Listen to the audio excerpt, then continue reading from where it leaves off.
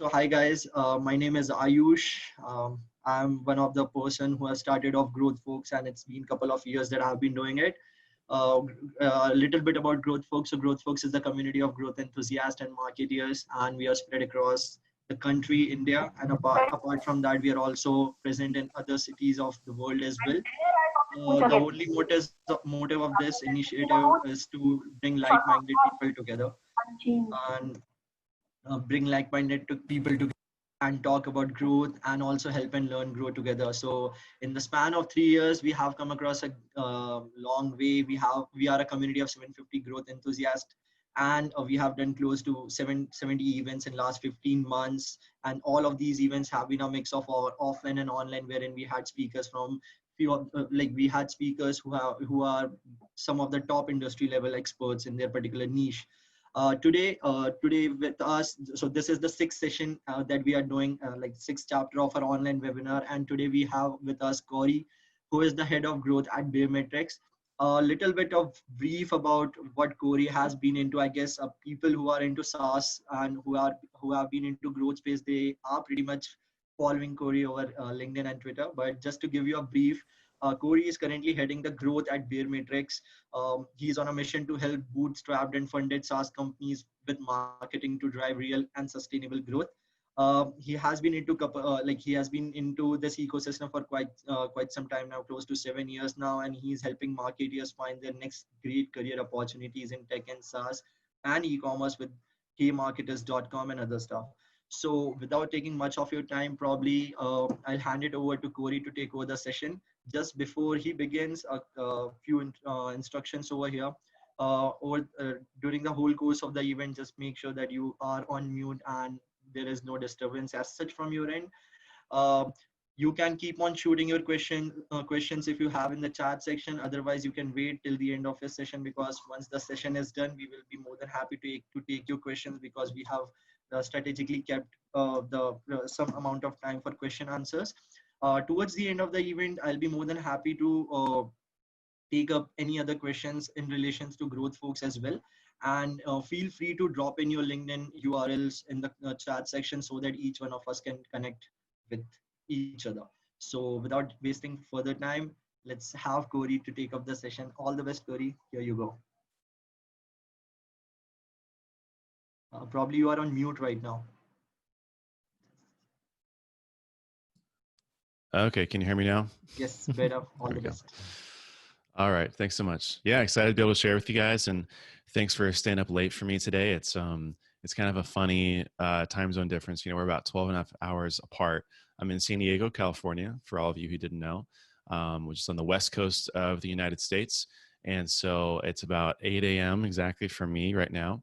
But yeah, appreciate you guys staying up late for me. I'm going to keep it really snappy and kind of punchy, get into it. This is not stuff that I share, you know, in a regular blog post or in, you know, just kind of willy-nilly around Twitter. These are like the stuff that I've, you know, packaged together. As you mentioned, as the head of growth, I talk to about 10 to 20 founders a week. Over the past 2 years, I've consulted with, I think I'm getting close to about 1,000 startups. And so today, very aptly, I'm going to be sharing the kind of the 5 keys, as it were, to SaaS growth. And lessons learned from 1,000+ startups, because I have talked to, or at least we have seen the numbers for at least 1,000 startups. So like I mentioned, feel free to ask any questions, no dumb questions. I definitely want to make sure we have time for them at the end. But one of the most common questions that I get asked is, what advice do you have for us to grow, right? I mean, it's kind of just like, how do I grow? What are you seeing work? What do you think we should do? I get the opportunity to talk to a lot of people, and that's pretty much the question that everyone always has on their mind, at least even if they don't directly come out and ask it. Everyone always wants to know a couple of things, right? What's working right now? What are other companies doing that we're not? What's working for you? Why are we hitting a plateau, right? Why are we flat? Why are we not growing? And everyone always wants to know kind of what's that one thing, you know, if you can give us a takeaway of one thing that we can use, what is that one thing? So what I'm going to cover today will hopefully answer that question. So here's what I say. Here's what I tell them when they want the secret to growth. It depends. Sorry, but it actually does depend. But it's not just one thing. There is no secret to growth. You know, I think that we as human beings, we want there to just be one thing, right? Some sort of secret or silver bullet or hack or trick or pivot, you name it, because that would make life easier, right? That'd make things a lot simpler. But it's not just one thing. Life isn't that easy. It's not that simple. You might hear some people try to say that it's one thing, right? They might hail product market fit as the one thing you need. Maybe you just need to get a lot of funding, or you need to get top investors. Maybe you just need the right talent and the right people. You need a big team, right, to build a successful company and grow and have a high growth startup. But one thing turns into one more thing, which turns into another thing, right? And with all of these things in particular, right, with product market fit, funding, talent especially, they aren't actually the driver for growth, right? Product market fit is just the beginning, right? That doesn't get you traction, just means that you can start getting traction. Money doesn't solve your problems, right? If anything, it amplifies them. People still need strategy. They need direction. They need guidance. So when you're focused on just one thing, right, product market fit or funding or talent or some sort of growth hack or pivot, it can result in a lot of finger pointing between departments and leaders and who's accountable for certain things, right? Because when it doesn't go right, when you're not growing, then it's like, okay, well, it isn't working because of this, or because of you, or because of this other thing, right? Because of this competitor or these market conditions. There's always an excuse out there. And of course, all these things are important. I'm not saying that they're not, but they're still reliant on other factors, right? Other keys to growth. And it probably feels, I don't know about you, but it probably feels like a little bit like rocket science, trying to figure out how to drive growth and like what are kind of the keys and the factors that you need in order to grow. Well, you're not alone. I've definitely been there. We've all been there. Even our good friend Elon Musk has been there. He thought the same thing in 2002 when he wanted to send the first rocket to Mars, right? Very ambitious guy. Except for him, it's literally rocket science for him. But he ran into an obstacle, which was that buying a rocket cost $65 million US each, right? Which was way too much, even for a billionaire like him.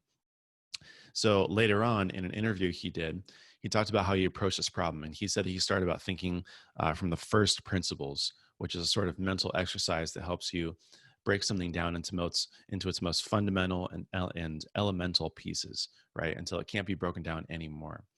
And when he looked at what the materials cost to build a rocket, it was just over $1 million, right? Or 2% of what it cost to buy one.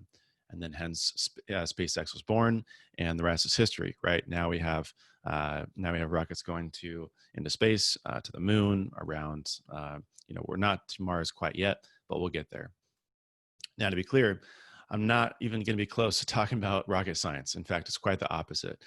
Even though it's not as simple as one key, I think that we can break things down into 5 keys based on using the same mental exercise for growth, right? If we were going to look back at the first principles of growth, what makes a company grow, and if we were to break everything down until all we had were these 5 things, that's what we want to talk about, right? We want to think a little bit like a programmer, like an engineer. You refactor a piece of code, right? By kind of breaking it down and reconstructing it. What I found is that you can kind of distill it into these 5 pieces. So, okay, I'm going to share some of the patterns I've seen. This is basically my takeaway, my philosophy from everyone that I've talked to, my experience at Baremetrics, and a lot of coaching, consulting along the way as well. So the first key, the first factor is your market. And I'll tell you what I mean by that. At the end of the day, every business exists because they have customers, right? Without someone to buy your product, you don't have a business. We can establish that as true. Okay, duh, of course, everyone needs customers, right? But here's the thing. The market that you're in will determine most of your long-term growth. So my advice to you is to choose your market wisely, or to move into markets that are going to allow you to grow into them, right? I'll tell you a little story here really quick about another founder. On April 1st, 2011, so about 9 years ago, a man named Sahil Lavingia tweeted this. He said, "I just had my idea for my first $1 billion company, and tomorrow I start building it." Notice how he said his first $1 billion company, by the way. Very ambitious. But that weekend, he would go on to build the first version of Gumroad, which is an e-commerce platform for creators to sell digital products. And then a year later, he had $8 million in funding, a big team, all his friends were working for him, and everything seemed to be moving in the right direction of becoming a $1 billion company. Except that they weren't actually growing fast enough. They weren't actually acquiring customers fast enough. And so 4 years later, about in 2015, he had to lay off 75% of his employees just to keep the company alive and basically restart. But here's the kicker. Today, Gumroad is actually very profitable and growing and a pretty big company as well. This is a graph of Gumroad's monthly processed volume, which is basically their main growth metric. It's how much money their creators are making. And then they take a percentage of this on top of a subscription fee. So let me ask you, let's do a little kind of a little brain tease here, a little exercise. Where do you think that the layoffs happened on this graph? Right. So I told you that 4 years later, he had to lay off 75% of his employees.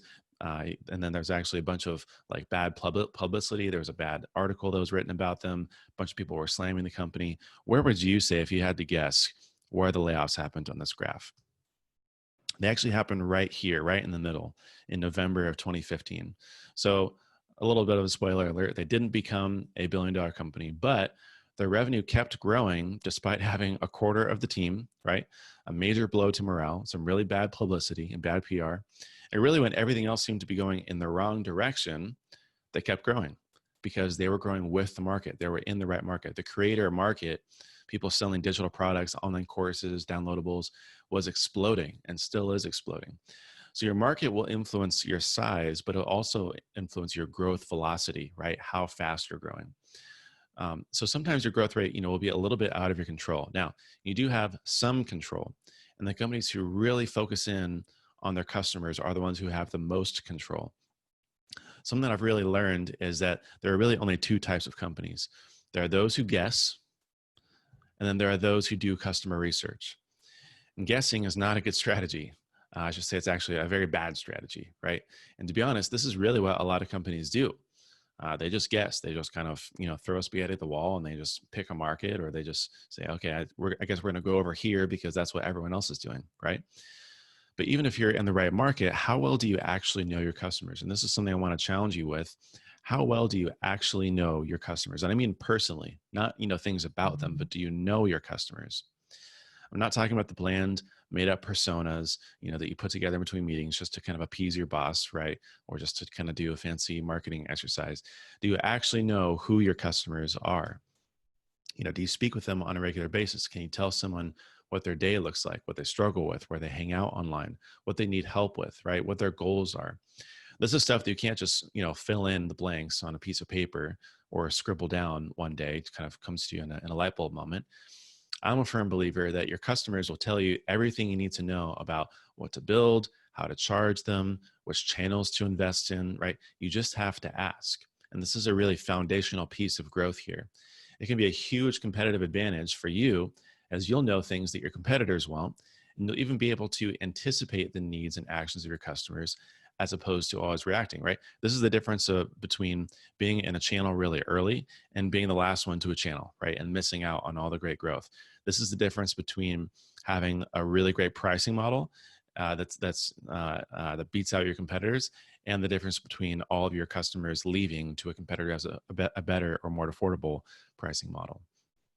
A lot of people think that Airbnb just had rocket ship growth right from the beginning, right? They started the company and then it was just like, hold on for dear life. But that actually is not true at all. What they don't know is that they launched it and then they worked on it for an entire year without getting any traction at all. It was basically just flat. Then they got accepted into Y Combinator, which is Silicon Valley's most famous startup accelerator over in San Francisco, in the Bay Area. And one of the very first questions that the director, Paul Graham, then asked them was, who are your users, right? Who are your customers? And they couldn't answer that. They didn't know, right? But they did notice that for some reason, they had a lot of users in New York City, New York. So they flew out to New York, they actually pretended to be photographers. And then while one person took photos of the Airbnb to make it a better listing, the other would sit down and ask the host questions, ask them how they use it, ask them to get feedback and ask how things are going, how they can make things better for the hosts, right? And that was really what kicked off their growth for them. And they learned a lot of things that made a huge difference for them to be able to grow, right? That's where they found their early traction. That's what made them realize how to build a better product. That's what made them realize which channels they should invest in, was just by talking to their host, right? It's a very simple principle, but it's so key. And then every time they got stuck again after that, they would just fly back to New York, right? And talk to their customers, talk to their users again, talk to their hosts. They don't talk about it very much, but they attribute those trips and talking to their customers as being a huge part of being able to find product market fit and then get traction with the channels that they need. I'll give you another example really quick. Mike Volpe, the previous CMO of HubSpot, I'm sure you guys know, is now the CEO of a company called Lola.com. He tweeted this out back in September, and he said that this is one of the most practical ways of implementing customer research for the whole company, right? If you want to know, okay, how do I actually do this? So he says, one of my favorite things we do at Lola.com is our voice of the customer meeting. So sales summarizes why they're winning and losing deals, and then product and engineering listen and ask questions to understand. And I love this because it covers the positives and the negatives, right? It's super hard for sales to talk about why they're losing deals, and super hard for product to hear about why the product is falling short. But it's absolutely invaluable data, right? It's also really powerful to review why sales is winning and how the product is succeeding as well, so you can double down on those things. So what you want to do is create a feedback loop, right? So a feedback loop between you and your customer and your product that's constantly collecting and analyzing data. In fact, the shorter your feedback loop, the better, right? If you can make that quicker and quicker and quicker, you'll learn better, and you'll be able to ship those experiments more quickly. So here's my my takeaway for this section, for this key, which is your market, right? Get on the phone with 20 of your best customers. Get to know everything you possibly can about them, and I promise you'll find something new about them. Okay, so the second key is your product. Now, again, I'll get into the more specifics. It may seem a little bit obvious here, but I just wanted to also make a disclaimer that I'm not a product manager. I'm not an engineer. I'm not a designer. I'm not going to pretend like I'm an expert in this area. But I do know one thing, and that's that you can't polish a turd, right? You could try to make it look pretty, but it's still a turd at the end of the day. You have to have a great product, is what I mean. But that also kind of begs the question, if we really dig into it, use the first principles thinking, what makes a great product? One way to think about this is on a matrix of how big the problem is and then how frequently it occurs, right? Every product is built to solve a problem. So how big is that problem? And then how frequently does that problem occur, right? You want to build products that solve big, frequent problems. Or at least you want to build products that solve small, frequent problems or big, rare problems, right? But you definitely don't want to build products that solve small or rare problems, right? Because those just aren't as valuable. You're not going to have the growth that you need. And this kind of whole framework here is inspired by the team at Intercom. If we take it one step further, and then we look at even specific features in the product, I want you to imagine another matrix here comparing differentiation and demand, right? So how unique is your product? And then how many people want something like this, right? So you want to build features that are in high demand that a lot of people are asking for, and that really help you stand out and be unique, that no one else does, that no other competitors have right now or even can copy. Or at least you want to build low demand, high differentiated features that really, kind of specifically tailored maybe for certain types of customers or for certain types of people in the market. Or you want to build high demand, low differentiated features that are just necessary, right? They just kind of check the box. You can give it a thumbs up, say that you have it, and then move on. But again, you don't want to be in the land of low demand and low differentiation, right? You don't want to build features that no one cares about and that don't help you stand out. And then along the way, you can develop some competitive advantages, right? There's a couple of things here like intellectual property and trademarks and patents, which can all actually be very useful for marketing and sales and protecting your branding and value props. And this is all tied into the product itself, right? Even your design. Your design and your product can be a thing that helps you stand out. This is something that rings true for Baremetrics. People tell us all the time, hey, there's this other software that does something like what you do. But I like Baremetrics because it's way easier to look at, and I love the design and the UI. It's much easier to use, right? People want to use software that they enjoy. And great design communicates quality and maturity and superiority, and even helps you charge more for the same exact product just with better design. Partnerships and integrations, another great competitive advantage if you can kind of build exclusivity or have great, be able to tap into other people's audiences. And then what I call ace in the hole features as well. So these are things that no one else can replicate, right? Like speed or performance or size of data, number of users, number of customers that you have. A great example of this is the SEO software Ahrefs, if you're familiar with it. So they have a web crawler that's even better than Google's, right? That's really hard to copy. No one else can just kind of slap that on their marketing page and then call it a day. And one thing to note here too is that, if you're a marketer or a salesperson or a growth person, you should have a seat at the product roadmap. You should be there talking about, hey, here's what our customers are saying. Here's why I think that we're losing deals. Here's what we need in order to make a big splash, right? To get people's attention. That will help, right?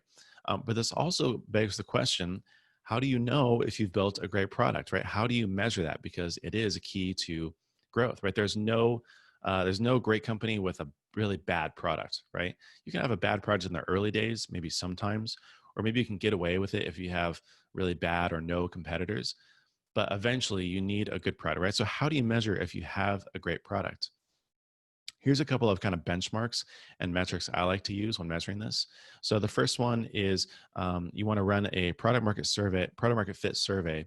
Basically, ask the question: how would you feel if you could no longer use our product? And you want to ask that to your users, to your customers. And usually the standard is about 40%. So 40% say that they would feel very disappointed as opposed to somewhat disappointed or not disappointed. Then you know that you have product market fit, right? And you have built a great product. And this is something that Sean Ellis, founder of Growth Hackers and early kind of growth lead at Dropbox and LogMe and a bunch of other big companies. This is what he found. Basically, all the companies who grew a lot, they at least had 40% of their people saying that they'd be very disappointed if they could no longer use the product. The next one is churn. Ideally, you want to have under 10% of account or revenue churn, in the single digits. And ideally, this would be annually. But if you're more of like a B2C or maybe consumer app as well, monthly, this is probably an okay metric. But growth, especially for SaaS companies, is completely dependent on retaining customers. Like literally the entire business model of subscription is built around retention. So you have to have good retention. And really, if you have anything above 10%, it's going to make it really hard to grow. I've seen it firsthand over and over and over again. It's not going to be impossible, but it'll definitely limit your growth. Absolutely. And then the last one is a quick ratio, which is a lesser known one, but one of my favorites. So the quick ratio measures all of your positive MRR inputs. And so, new revenue, expansion revenue, reactivation revenue, and then it measures that against negative MRR inputs. So contraction revenue and churned revenue. So if your positive outweighs your negative, you have something above 1.0. If your negative outweighs your positive, you have something below 1.0. So ideally, you want to be above 1.1-ish, and that usually tells you, okay, we have more positive MRR inputs coming in consistently than our negative MRR inputs. All right. And the other thing you can do to grow, frankly, is just to build more products for your customers, right? Intercom, as you probably get, all of you are very familiar with, they have like 7 products now, right? You can see that they have a really kind of sophisticated pricing model. It's very modular. I'm fairly certain that they just started with 1, right, with their kind of chat feature with their operator, right? But now they have like 7 or 8 even, right? They've got lead generation, customer service, they got help docs, they have kind of market automation, they have CRM, they have product tours, bots, all sorts of things, right? And in their case, a large part of their revenue growth comes from expansion revenue. Stripe is another great example, right? To be honest, I don't even know how many products Stripe has. I don't think they know, right? They've got a whole bunch of them nowadays, but they continue to build more and more for their customers. Okay, rolling right through. So we've got market as the first key. We've got product as the second key. And I've elaborated on what both of those means. Now, the third key is your model. What I mean really is your business model. So your business model, or in this case, your growth model, is simply how you get someone into your product and then how you charge them for using your product, right? So we've got your activation model on one hand, which is getting people into the product. And then we've got your pricing model on the other hand on how you charge them for using the product. So to start, you want to find the activation model that results in the most customers, not in the most leads, the most customers, right? Most people focus on lead volume or lead conversion rate, but focus on what actually results in the most customers, right? You don't want to, have a kind of business model or a lead generation model that just results in a bunch of leads that don't convert, right? You want the model that results in the most customers long term. So I'll go over a couple of what these mean and the kind of 5 major models that I've seen in SaaS.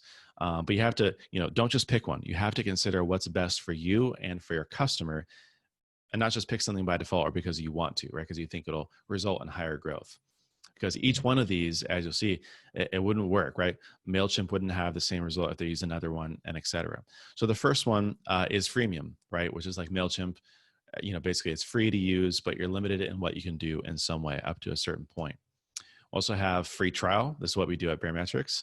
So you can try it for free, 14 days, no credit card required, or you can do credit card required up front. Number 3 is a paid trial, and this is what Ahrefs, the company I mentioned earlier, they do with their 7-day, $7 trial.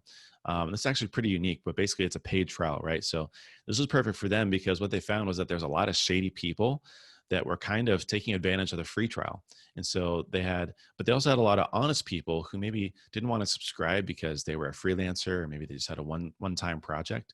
So this way they can ward off the bad people because it's a paid trial who don't want to pay, but they also can extract some value, even if it's a little bit from the good people, right? The fourth one is a money back guarantee. Basically, this is where you sign up, but then if you're not happy, you might offer kind of a refund within the first 30 days or something like that. And then the fifth and final one is the consultation model, right? And this is kind of like what Salesforce does, a lot of enterprise softwares where you have to request a demo or talk to a salesperson. And believe it or not, price actually doesn't have that much to do with your activation model. That's why I split it out between your activation model and your pricing model as two very different things. And the perfect example of this is Superhuman, which is a Baremetrics customer. They're kind of like an email client that helps you get to inbox zero and get through your email really quickly. So Superhuman costs $30 a month, but does that mean that you can just sign up and get started for free? No, not at all. In fact, the very opposite. They meet and onboard every single one of their customers. In fact, you'll probably have to even wait in line to even book a meeting to sign up. You might have to wait for months because that's what they found results in the most happy customers, right? They're not optimizing for lead volume. They're not optimizing for lead conversion rate. They're optimizing for customers, for converting the most customers.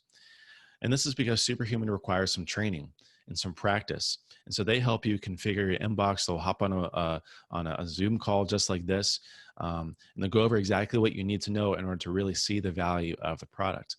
And this is a screenshot of a kind of onboarding case study by growth.design. If you're interested, if you want to check it out, they have a bunch of other case studies like this. It's literally just growth.design. It's a great resource.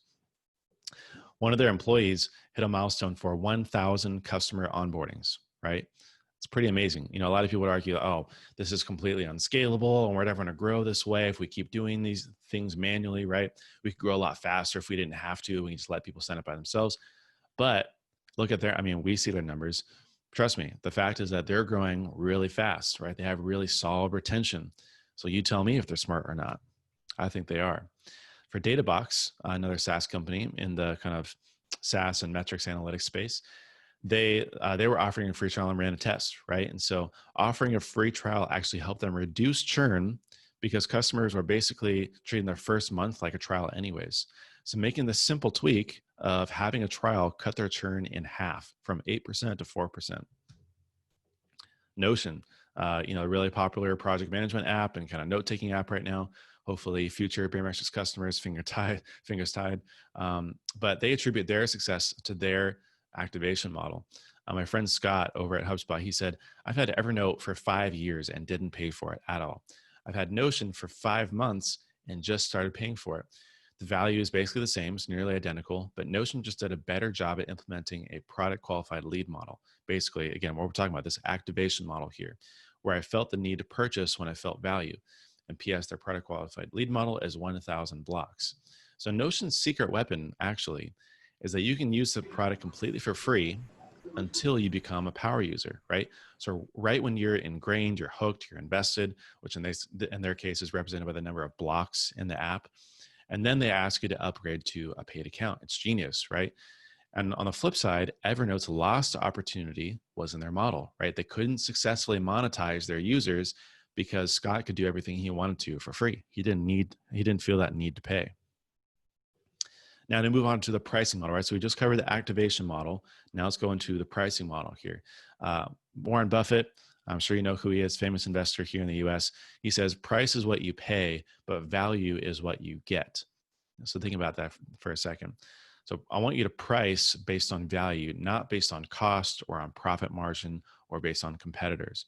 This is a mistake I see a lot of companies make. And believe it or not, I mean, your growth is really dependent on both your activation model and your pricing model. It matters a ton. And the mistake really is that people price based on what they want instead of what their customers want. So you have to think about what your customers want here. My good friend Ryan Culp, another founder of FOMO.com, he says, let your customers think that they got a great deal. They'll tell friends about you, who will then become new customers, and then those customers will love you because you'll give them good deals too. So even if something is super valuable, people still need to feel like they're getting a good deal, right? It could be, a rocket ship is very valuable, but if you have to pay $65 million for it, it's not going to feel like a good deal, right? You want to build that thing for $1 million. The best way I know how to describe kind of the science behind getting a good deal, quote unquote, is something I call a value to price ratio. So a 1-to-1 value to price ratio, for example, means that customers are getting just as much value as what they're paying for. And while it seems reasonable, like, okay, that sounds good, that doesn't actually help them, right? It gives them no reason to use you, and especially no reason to switch to you, which if you're going to be growing, you need to be getting a lot of customers from competitors and from alternative solutions. Whereas contrast that, for example, with a 10-to-1 value to price ratio. So if customers are getting 10 times as much value from what they're paying for it, right? Customers will practically feel obligated to tell other people about it, right? It's going to go viral. They'll stick around for a long time as well because they don't want to lose that value. I'll give you a practical example here. We were crunching the numbers for a recently big update we made at Baremetrics and with our product called Recover, which is like a dunning tool. And we found that on average, Baremetrics customers who use our add-on product Recover make back 38 times more money than what they pay for to use it. Now, I don't say that to like advertise Recover because if you're a SaaS company, you can use it. But to show you that 38 to 1 is a pretty good deal, right? If you could just put $1 in and get $38 back, you would do that over and over and over again. And the thing is, though, a lot of people say, okay, well, what about things that can't be quantified so easily, right? What about time saved, or what about team members, or what if it's hard to kind of put a number on? And this is where you just go ask your customers, right? See what words that they use, what phrases that they use, what keywords they kind of loop in, right? They'll give you the words to say and how to really communicate this value. The other reason why this value to price ratio is really important is because it helps you when you hear objections, especially the dreaded objection like, it's too expensive, for example, which is what you'll hear a lot, especially because it's a really easy cop out. But instead of just defaulting to a discount, which will really hurt your growth long term, you can get creative about how you can show more value, right? Whether that's through bonuses or terms or services, extra, advice, consulting, information, connections, right? You can sweeten the pot. You can give people more value, but don't lower your price if you don't have to. Rob Walling, founder of Drip, Microconf, also has a remote accelerator called Tiny Seed. He said, aspirational pricing is when you launch a product and people tell you that it's too expensive. But instead of charging less, figure out what would my product need to do to be worth that, right? Dropping prices can be a short-term win, but it's rare that it's the best long-term play. So align your pricing with the value your customers get for your product, because if you keep discounting your price and your product, your growth is going to flatten. It's going to stagnate. You need to keep a price. You need to keep expanding the price. Ideally, you need to keep increasing the price over time as well, even just to keep up with inflation and with competitors. All right. The fourth key here is your messaging and your positioning. Now, this one, to be honest, is probably the hardest one. It requires the most critical thinking, and it's the least intuitive of the bunch. So I'm going to go through it a little bit more slow, but I want you to stick with me here and really trying to understand what I mean by this, because we've gone through market, where you understand your market conditions and who you're selling to matters. Going through your product, where you have to have a great product, you especially need to have advantages and be unique. Going through your model, both in your activation model and in your pricing model. But now we need to go into your messaging and positioning. And it's a little bit more kind of ethereal here. So what I mean is that your messaging and positioning is really just kind of a product, or it's the result of storytelling and defensible arguments. For thousands of years, we as human beings, we've communicated through stories, right? Everything has an end, or a beginning and an end. Something describes what something goes through. We talk about a journey, right? As a marketer, you also need to be convincing. So you can't just, shout facts at someone, but you also can't spend 30 minutes to tell someone a story, right? And kind of go all around and take them through this elaborate thing that you go through. You have to be able to do both, right? You have to give a message, you have to give a position, you have to tell a story, you have to give an argument, right? And so you have to take them through that journey here, to be convincing, right? To get people on board with you. A really easy framework that I use to do this is, and this is something that Amy Hoy, another really smart person, came up with, and it's called Pain Dream Fix, right? So you can use this for landing pages, sales pitches, even internal projects. And here's why I mention this is because a lot of growth, people think, okay, well, this channel isn't working, or people, this new pricing experiment didn't work, or we're not targeting the right people, when in fact, I've found that most times it has nothing to do with your market, your product, your model, even your channels. It just has to do with the offer. It has to do with the message. It's not compelling, or it doesn't make sense, right? Or it's not, it's not optimized to convert customers, right? It's just optimized to get people interested, but it doesn't do enough to convince them to try your product. So here's what the Pain Dream Fix helps you do. First, you want to start with the pains and problems that your customers encounter, right? So really get into and just write down, just elaborate, what they're, how what they're using is failing them, whether that be through a manual process that they're doing, or a spreadsheet, or a custom piece of software, or a competitor. Write down everything that's going wrong with what they're doing, what they're frustrated with, and then paint a picture of a better world, right? So this is the dream part. You basically want to show them how others have alleviated this pain. They've found success. You want to show case studies. You want to talk about, this better way of doing things, basically.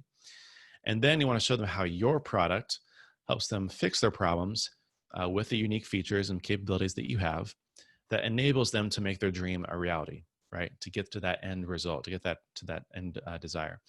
The problem with most marketing copy and growth copy and sales pitches and offers, online advertisements, isn't that they don't explain the product.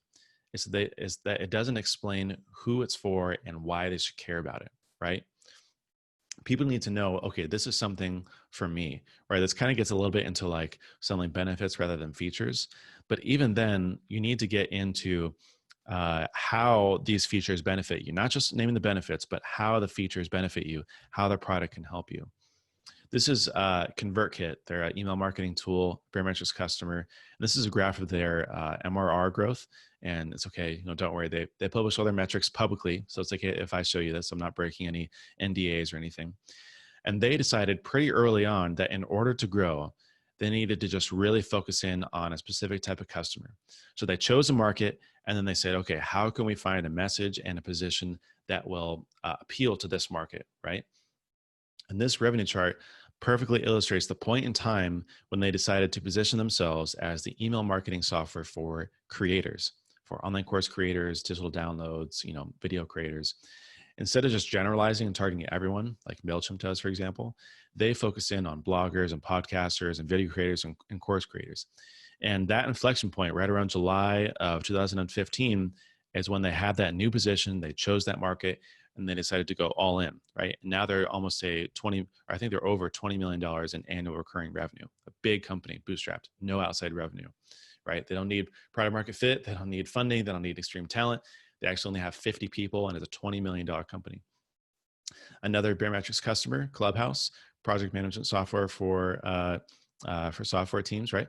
They knew this was the key from the beginning, and they actually went to market as the project management app for software development teams, right? This isn't just for anyone. This is for software engineers and product managers. They're doing very well, good growth, lots of funding. So they only focus on this one kind of niche in the market, right? Now, instead of just naming off your usual project management features, they can talk super specifically about how their features help software teams and how all those kind of features help software engineers do their job better, ship quicker, and build a better product, right? It's a much different and more compelling message. I'll show you one more example here really quick. This is another Baremetrics customer, UpLaunch. They built a marketing automation platform just for gyms. They're doing very well as well. Actually, I think they just got acquired pretty recently. But again, they're specifically targeting gym owners. And so people can self-select, right? If I came to the site and I didn't know who they were, I would immediately know that this is not for someone like me. I am not a gym owner, right? But a gym owner comes to the site and it's like, oh my gosh, marketing automation, just for someone like me? That's amazing. Let me look into how all these features are built specifically for me and how what they can do is much better tailored for what I want to do, right? Now I don't have to go do all these crazy hacks and setups and workarounds and hire people and developers, right? I just have something out of the box that works for me. So your market matters, but also the way that you talk to your market matters a lot, your messaging and your positioning. So make sure that you're telling a really compelling story and that you have, that's crafted just for your customers that positions you as the best option for them, right? If you're not the only something for someone, then you're going to have a hard time, right? You need to be the only something for someone. Be able to back up those claims by evidence with your customers here as well. All right. How are we doing? The fifth and final key to growth, and that is your channels, right? And I left this one for last very intentionally, right? Because everyone always wants to jump straight to the channels, right? But your distribution strategy can be a competitive advantage, just like with your product, right? You want to create moats with your channels, assets and strategies that can't be replicated or copied or just kind of ripped off by competitors, right? I've noticed that a lot of companies who really get traction carve out a piece of their market, but they also have these defensible, unique acquisition channels, right, that really work for them and are doing it in a really unique way. I'll show you a couple of ways, right? So, for example, Baremetrics has helped pioneer the open startups movement, where companies share their metrics and practices openly to public.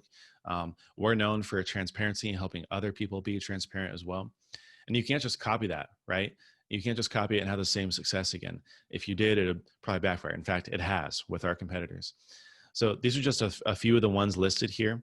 And if you click on any of them, basically you'd be taken to a public version of their Baremetrics account where it shows their MRR and churn and lifetime value. And these are actually some of our highest converting pages on our site. This is one of our moats. This is one of the competitive advantages that we have, and it's an acquisition channel. And we actually even, we're using our product as a growth strategy, right? So it's very easy for basically, if you can find a way to expose your product or create something where your competitors can't copy, it's an amazing advantage. One of the really interesting channels for Drift, the big kind of conversational marketing platform, has been their podcast, Seeking Wisdom. It's been a huge catalyst for them because it's unlocked so many other opportunities. And as crazy as it is, they attribute a lot of their growth to this podcast, because it got so much attention, right? Sure, you can make a podcast, but you're never going to replicate Seeking Wisdom. That's something that has so much personality, so much brand, so much insight, right? You can never replicate that and just rip it off.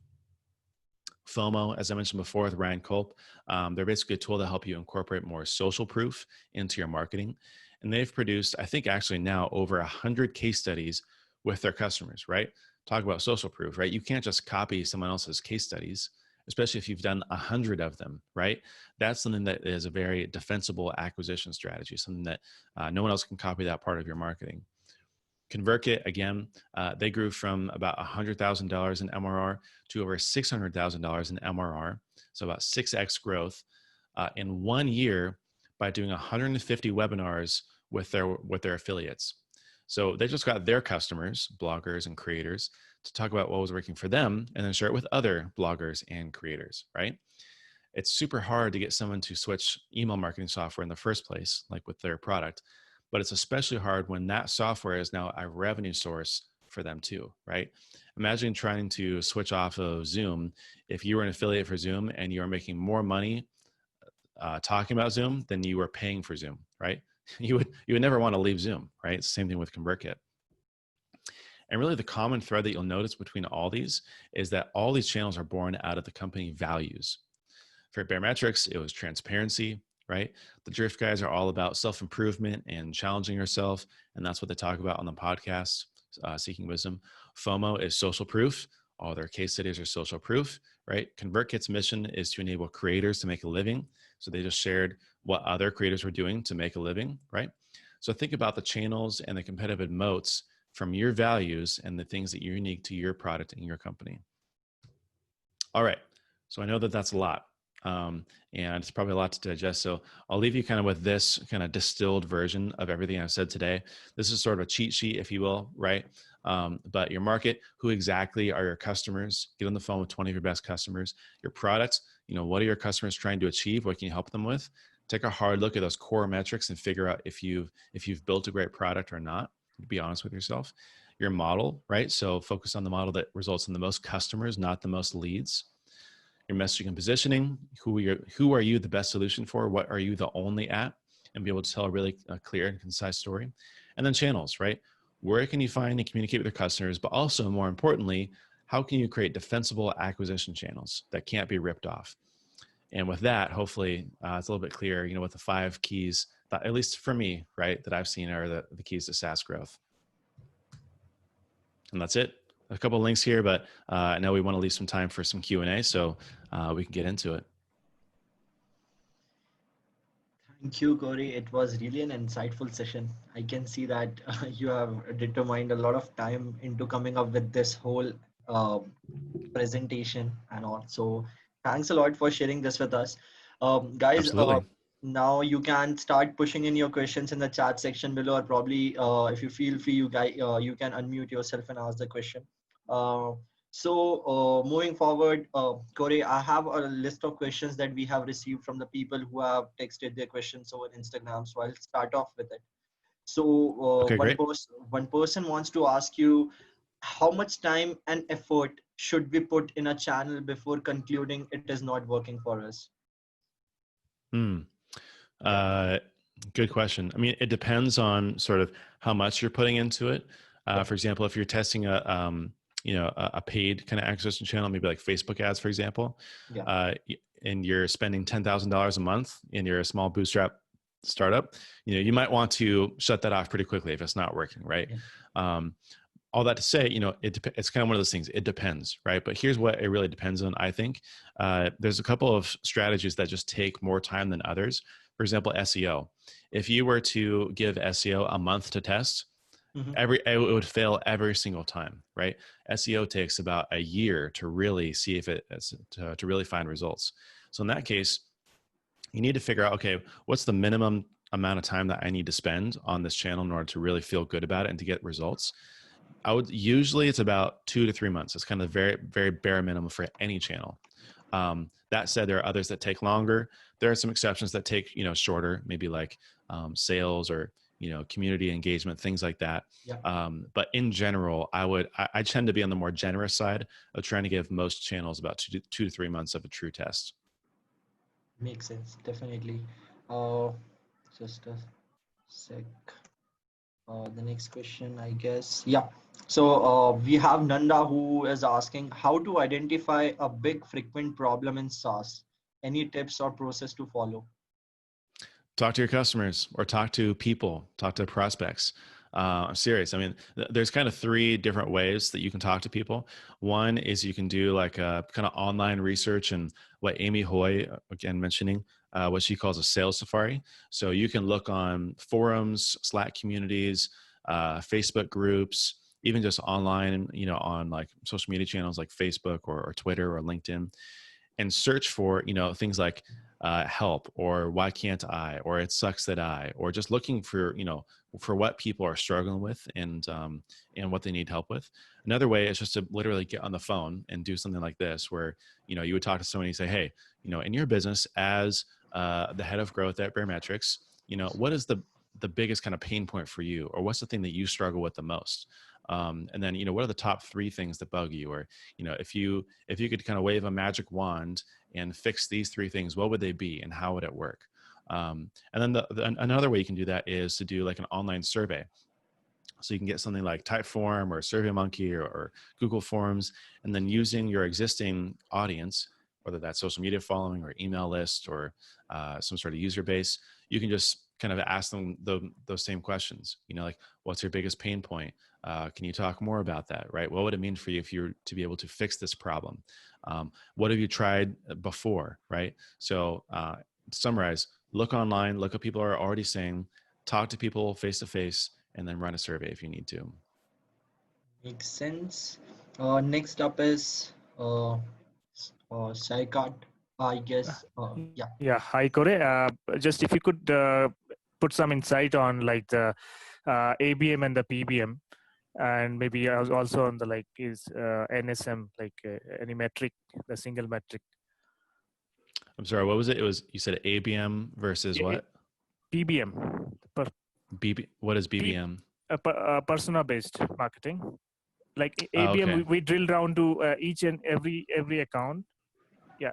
So yeah, that point, like as you said, like we need to touch base with all the customers, each and every customer. But again, there are certain limitations in terms of having the right framework, right tools with us, while as compared Yeah. to the PBM. Yeah. I would say, to be honest, I'm not a huge fan of, kind of the jargony acronyms like that. And I think it's just kind of fancy branded marketing for certain companies. But the main thing to keep in mind with those strategies is that you need to understand not just your strategy, your outtake on it, but how it works within the actual company and personal dynamics, right? So you could think, oh, I'm gonna have a great ABM strategy. I'm gonna go top down, right? I'm gonna start with the CEO, and then I'm gonna go to the VP, and then I'm gonna go to the director, and then I'm gonna talk to the end user, right? But the problem with that is that maybe that's not how they buy software. The CEO might not be thinking about email marketing software at all. They don't care, right? So what you need to do actually is maybe get in on the ground level and start from the bottom, and need to kind of build a relationship with the end user first. And then once you have that set, then you can go up to the director, then the VP. Or, right, it might be completely different. In fact, the last another company I used to work for called Cordial was an email marketing software. And we found that neither starting at the VP level or going to the end user, it was like the email marketing manager level, worked. We had to go to the director level. So a director of marketing, director of e-commerce. Those were the people who were kind of a mix of both and could build champions in both the end user and the VP and get buy-in. So with any sort of ABM or PBM or whatever you want to call it, you need to understand the company dynamics and where to start. And it's going to be different for each company as well. And that's where I would say really get on the phone and understand, ask them, hey, for you to be able to make a decision, how do you buy email marketing software? Who needs to be involved? Who has the final say? Who needs to be able to check certain boxes or review certain things? And that'll really help you understand the best way to approach it. I get that point, but again, if the company is not too drilled, it's too niche, like as you gave the example of a gym player, where they are only doing for the gym. But in case of MailChimp kind of stuff, so it's pretty hard to touch base with each and every customer. Like how do they go about it, like in the account-based strategy? Then maybe the account-based strategy isn't best for them. That's just not every channel is going to work for every company and for every market. There are also all sorts of other dynamics, for up launch, for example. What they found actually is that there's a lot of big, kind of CrossFit influencers and gym owner, personalities online. And if they just got them to talk about up launch, then, people were just kind of like flooding in. They're like, oh yeah, up launch. Oh, amazing. I'm going to go over there. Right. They didn't even have to talk to the actual gym owner in order to get their buy-in and help to understand. So there's all sorts of different dynamics. I wouldn't get too hung up on, how to make ABM work. I would just figure out, does this make sense for us? Got it. Thanks. Perfect. Thanks for the question, Saikat. The next question again is from Nanda, and he's asking you that if there is any trends or insights on how companies in Asia respond to SaaS products and subscription. Any pattern in percentage distribution in US versus Asia? To be honest, I don't have a lot of experience in Asia. I couldn't tell you. I don't know. No worries. That's totally fine. I have a couple of questions from mine again. So the other question that we got over social media, and one of our community folks wants to ask you, very generic stuff. I have started off a SaaS-based company. According to you, what are the best distribution channel for SaaS when a company is just 6 months old? Okay. So SaaS is a type of product, right? But the distribution strategies and channels are going to depend entirely upon the market, really, and the customers, right? And so that's where you need to get in and talk to the customers. One of the things I do whenever I start in a new company is to talk to the 10, 20 best customers and go through and ask them, hey, what are all the blogs that you pay attention to?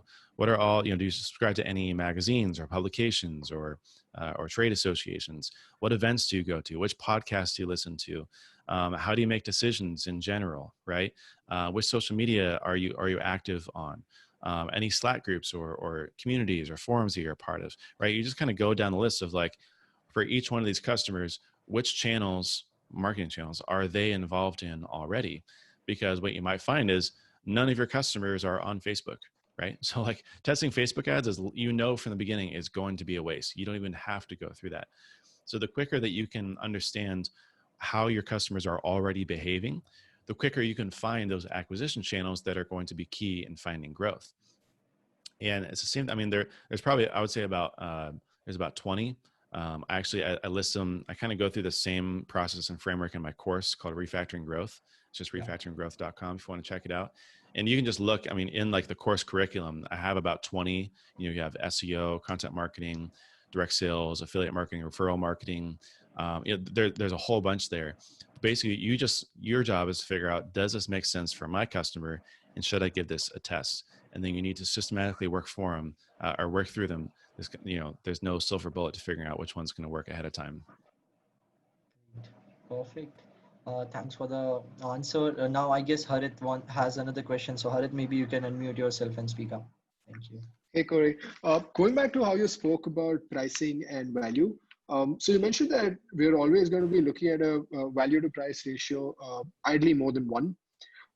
So let's say it's given that I've been in touch with my clients and I realize that the value to price ratio is far greater than one.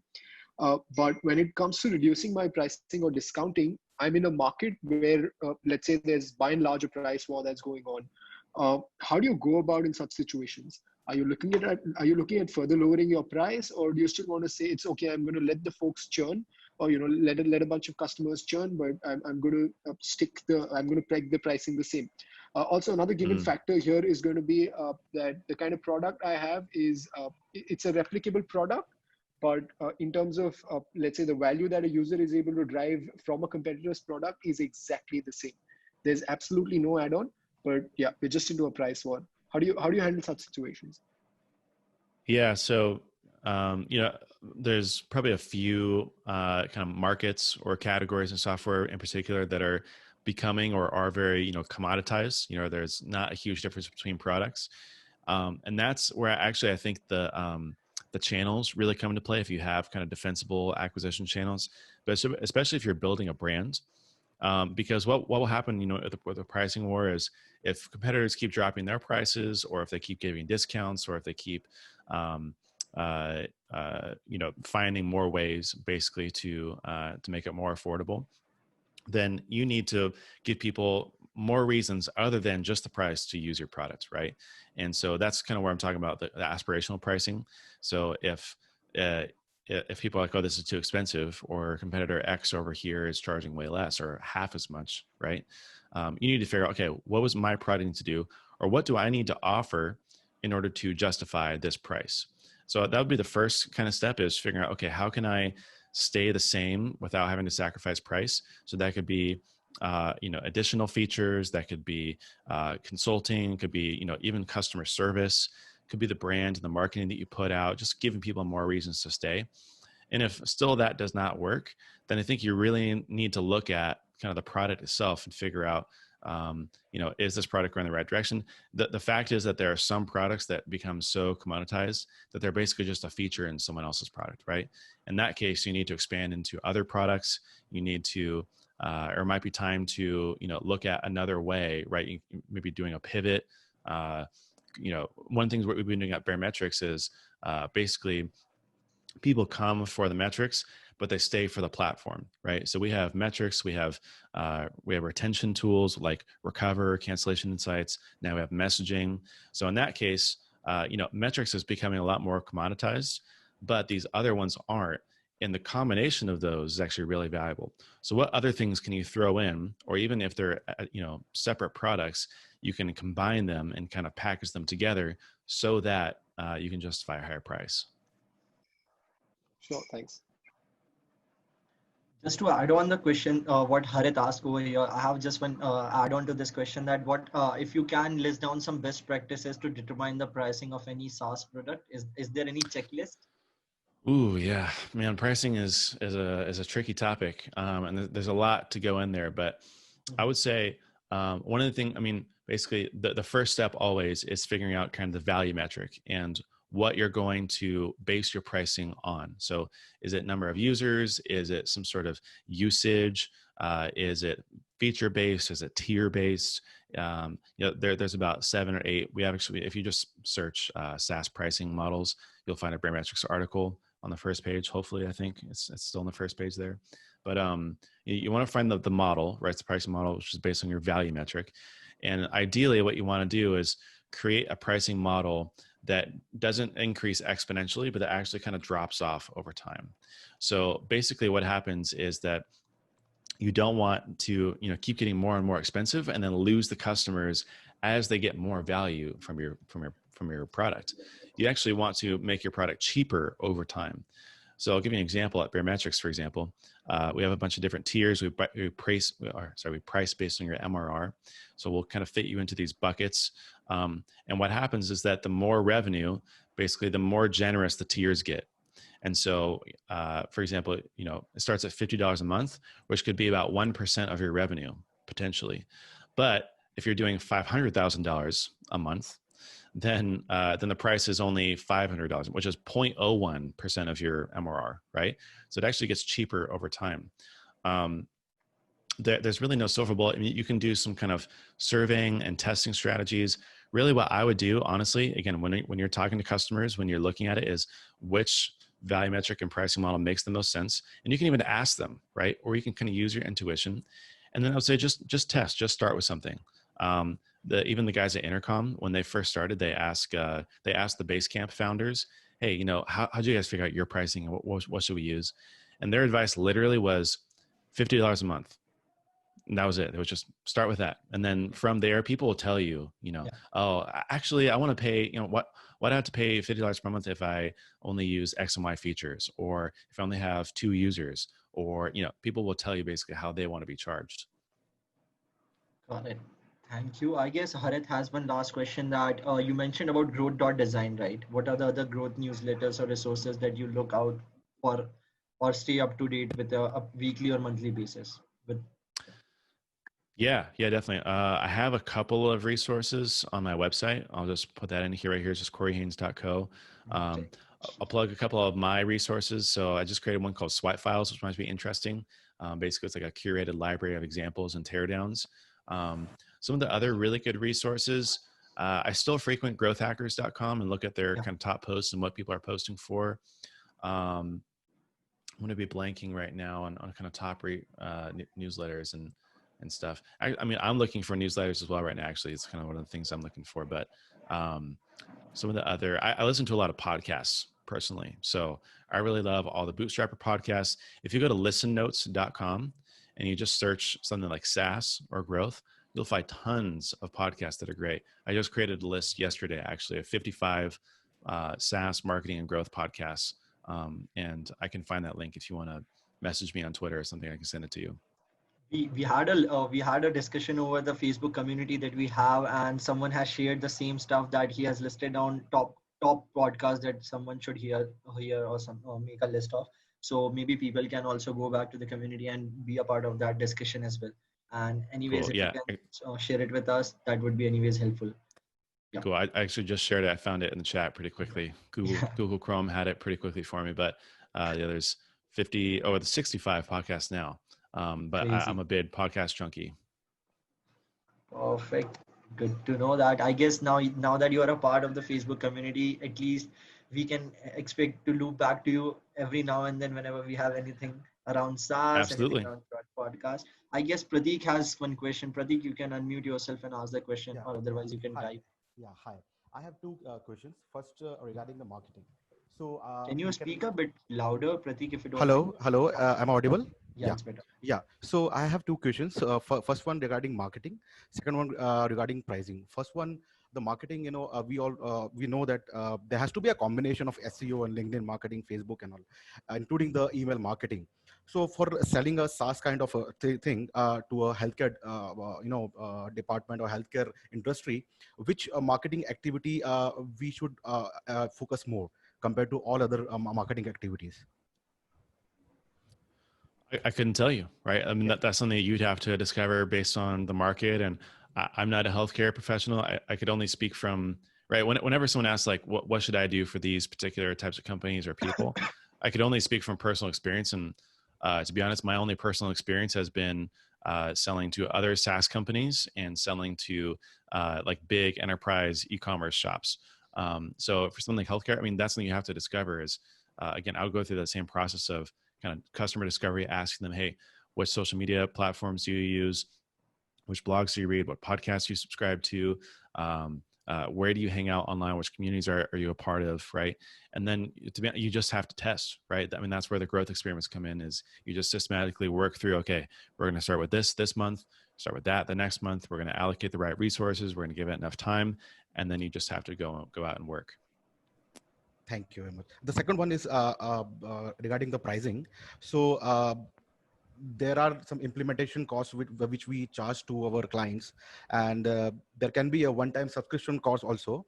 So which strategy will be better, either to take up all the implementation costs into the one-time the subscription cost, or should we charge them separately? And one more thing, how about the pay per usage charges? Which pricing strategy would be more affordable, and which would be more sellable to the client? Yeah, good question. Okay, so setup fees and then pay-per-use. So I'm not a personal fan of pay-per-use pricing in SaaS, mostly because it's very unpredictable, especially if you're like growing a company, right? I mean, I can't even imagine kind of like buying credits or basically just like people logging in. Now it's different if you can expect usage over time. Like if you have something like AWS, for example, right? AWS is like this very infrastructure level thing. It's baked into the product. And so you know that people are going to use it month over month, and there's probably going to be some level of consistency across the board. But if it's just pay per use, like kind of willy nilly, people kind of buy credits or they come in and use it however they please, and it's not a core part of their process or product even, then it makes for a really unstable business model. Now, on the setup fees side of things, hopefully that answers that part of the question. If not, feel free to follow up with me. But on the setup fees side of things, I see it both ways. And it's really just what's more compelling to the customer. So if a customer maybe does or doesn't need it, I would say breaking out into its own separate kind of line item as a separate fee might be smart, because that way you're not forcing everyone to pay for it or go through it.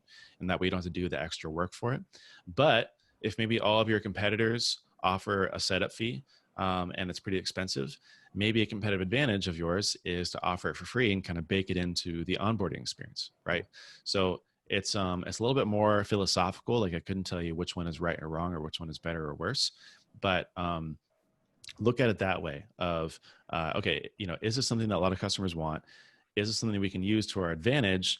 And what are other competitors out there doing? Because if you can, do it a little bit differently, have a better option, especially, then you can use that to your advantage. Thank you. Perfect. So that would be it for today's session. Thank you, Corey, for giving us your valuable time. I know you have an event later today as well, so all the best with that as well. Just a quick instructions over here. So thank you. Thank you all of you guys for joining us today for this session. It was really great to have you all, and the things that Corey shared, it was really insightful. So what are the next actionables after this session is that I'll be just sharing a list. I'll share the PPT that Corey used over here, and also the link to his personal website so that you can access all the resources. One thing we can do over here is that you can loop back to the Facebook community. I have already provided you the link. Just make sure you answer the questions at the time of joining the community so that we can accept your request. And what we can do, we can start off a new thread wherein you can go ahead and ask any question that were unanswered during the session, and tag Corey so that he can come back to you and answer those questions. I guess that would be great of Corey to answer those questions. Perfect. So with this, we'll sign off for today. Thanks a lot for joining us today. Thank you, Corey. Thank you all of us. Thank you all of you, and stay safe. Thank you, guys.